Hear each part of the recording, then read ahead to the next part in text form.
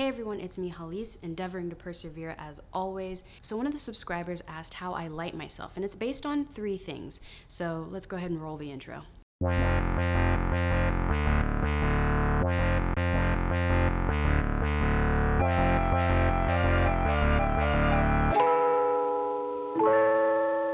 The first thing is that I use a 2-point lighting setup. So there's 2-point lighting and then there's 3-point lighting.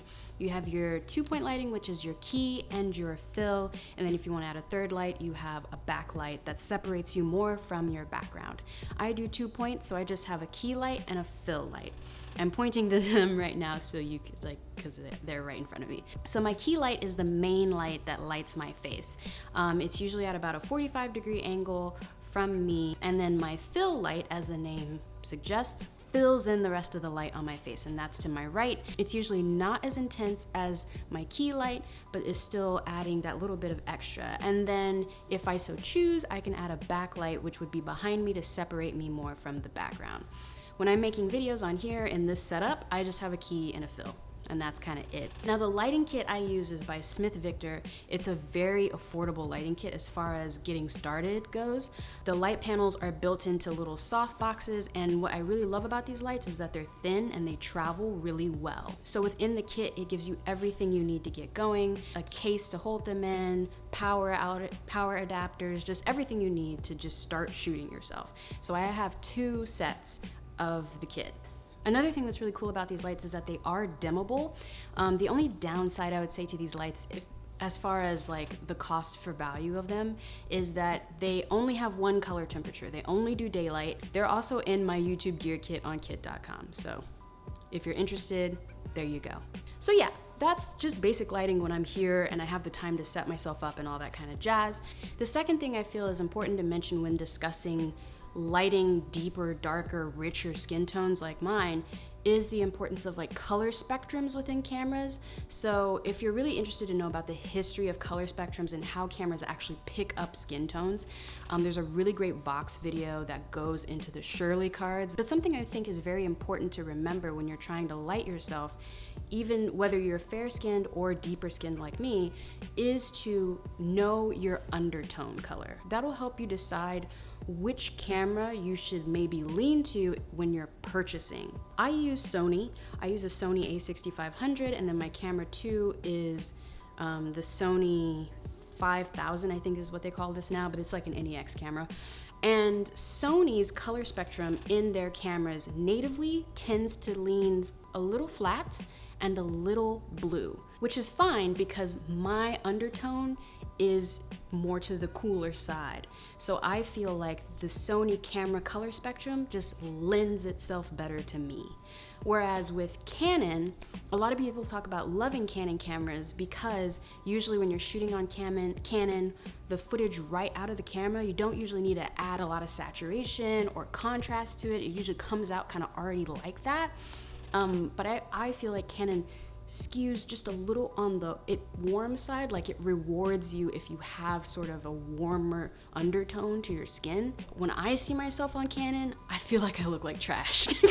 Or when I see myself on Canon, I make sure that I'm wearing makeup. If I know the person is gonna use a Canon camera, the Canon is just gonna really accentuate the sections of my face that are warmer, and it just makes me look kind of splotchy and just shine as in weird. It just, yeah, you know? So I tend to lean towards Sony because I feel like when I look at the footage raw in a Sony camera, it is more true to how I feel like I look like in real life. That being said though, I know how to light myself on Canon. At the end of the day, buy a camera you can afford and that you know you can get the most bang for your buck out of, and learn to master it.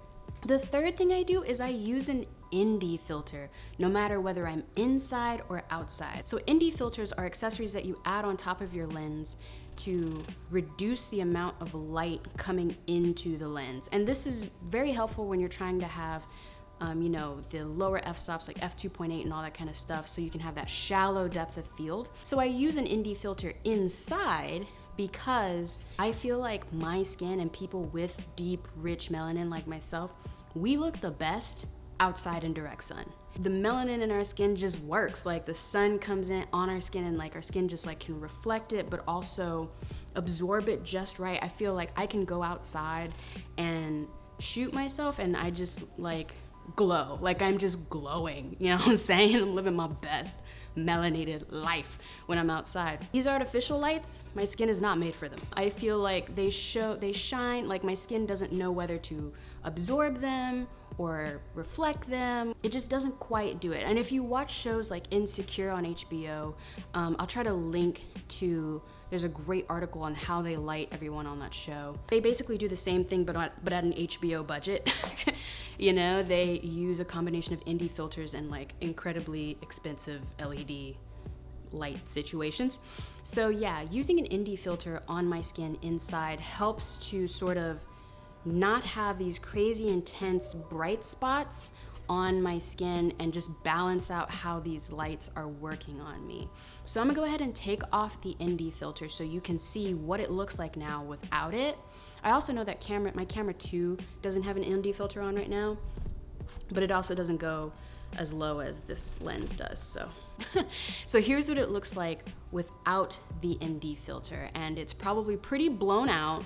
You can see it a little bit in my camera 2 as well, you see that, this, you know, and it's camera 2, so I just, you know, I could buy an indie filter, you know, but I don't feel like it.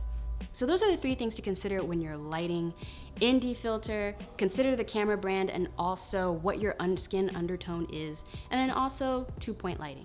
I hope that helps. Thank you to the subscriber that asked this question. I've been meaning to actually do a video like this for a while. Shout out to my Patreon producers for helping me keep this channel going.